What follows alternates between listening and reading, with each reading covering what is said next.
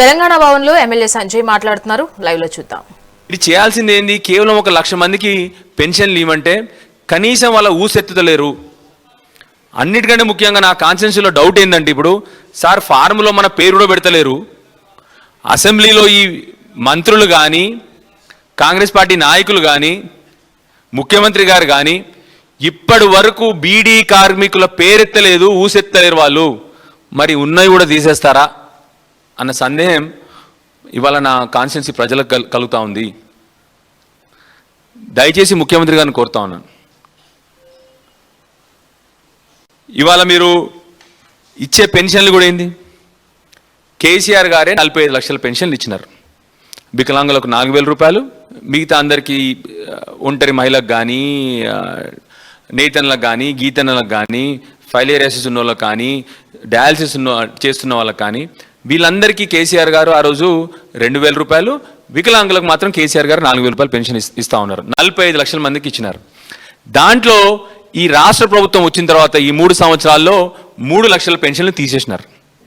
అంటే 45 లక్షలు కాస్త 42 లక్షలు తీసుకొచ్చినారు. వీళ్ళు 3 లక్షల పెన్షన్లు వీళ్ళు వచ్చిన నుండి తీసేసినారు.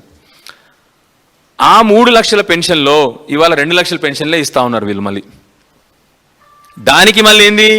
ఈ అప్లికేషన్ల ఫామ్ నింపుడు. ఈ అప్లికేషన్ ఫామ్ సంగతి చెప్పాలి మీ అందరికి. ఇప్పుడు కేసీఆర్ గారు ఉన్నప్పుడు పెన్షన్లు ఎట్లా వచ్చిందో తెలుసానే మీకు? ఇంటింటికి సమగ్ర సర్వే చేసి ఇంటికి పోయి వీళ్ళు పెన్షన్కి అర్హులు అని చెప్పి పెన్షన్ ఇచ్చేసినారు కేసీఆర్ గారు. ఆ తర్వాత 2వ విడత కూడా ఆన్లైన్ అప్లికేషన్ తీసుకొని ఇచ్చేసినారు. ఇప్పుడు ఏమవుతోంది? ఈ అప్లికేషన్ ఫామ్ తీసుకోవాలి, వానికో వీనికో 500 రూపాయలు కొట్టాలి, నేను పెన్షన్ ఇప్పిస్తామని నాకు 2,000 ఇవ్వాలి అంటే వాడికో 2,000 ఇవ్వాలి. గతంగా నడుస్తుంది. ఇదంతా కాంగ్రెస్ పార్టీని మామూలుగా కాంగ్రెస్ అనలేదు వాళ్ళు, స్కాముల పార్టీ అంటే కాంగ్రెసే. ఇప్పటికి ఎన్ని అప్లికేషన్ ఫామ్ తీసుకున్నారు?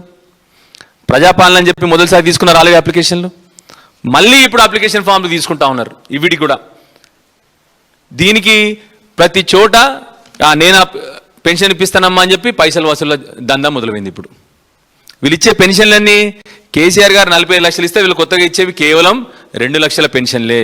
దానికి గింత తతంగం. దయచేసి ప్రభుత్వాన్ని కోరుతా ఉన్నాను, పారదర్శకంగా చేయండి. ఎందుకు మీ ఆఫీసుల చుట్టూ తిరగాలి ఇవన్నీ అప్లికేషన్లు పట్టుకొని ప్రజలు? కేసీఆర్ గారు ఇంటింటికి పోయి సమగ్ర సర్వే చేసి ప్రజలకు అవసరమైంది డైరెక్ట్గా ఇచ్చినారు కదా. మీరు ఎందుకు ఇలా ప్రజల్ని తిప్పుతా ఉన్నారు? ఎందుకు ఈ వసూళ్ల పర్వం మొదలైంది మళ్ళీ? దయచేసి కింద లెవెల్లో ఏం జరుగుతుందో ఆలోచన చేయండి అని చెప్పి ముఖ్యమంత్రి గారిని కోరుతా ఉన్నాను.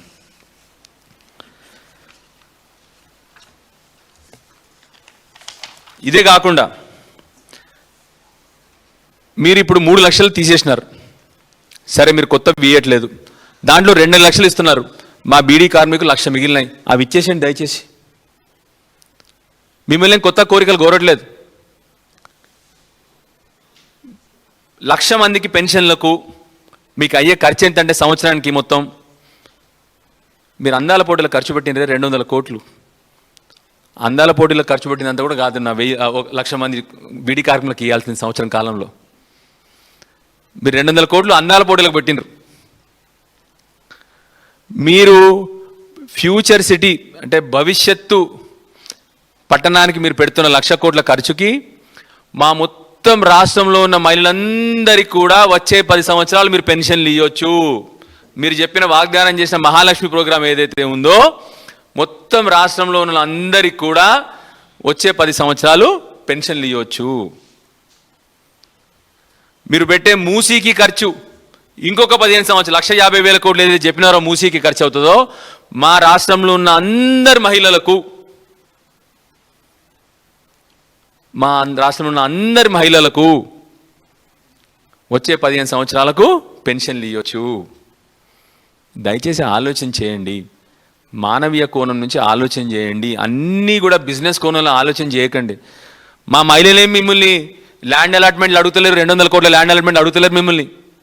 మా మహిళలు మీరు వాగ్దానం చేసినటువంటి 1 కోటి మంది కరోడ్పతి కోట్ల రూపాయలు అడుగుతలేరు మమ్మల్ని. మా మహిళలు అడుగుతుందల్లా మిమ్మల్ని, అయ్యా నువ్వు వాగ్దానం చేసిన 4,000 కూడా కాదు, ఆ 2,000 రూపాయలని అని చెప్పి అడుగుతా ఉన్నారు. ఎంత బాధ అండి. ఇప్పుడు మీకు చెప్పిన కదా, దీంట్లో బీడీ పెన్షన్ల గురించి చెప్పిన లేదు. ఇంకొకటి వృద్ధాప్య పెన్షన్ కూడా లేదు. వృద్ధాప్య పెన్షన్ కూడా లేదు ఈ కాలంలో.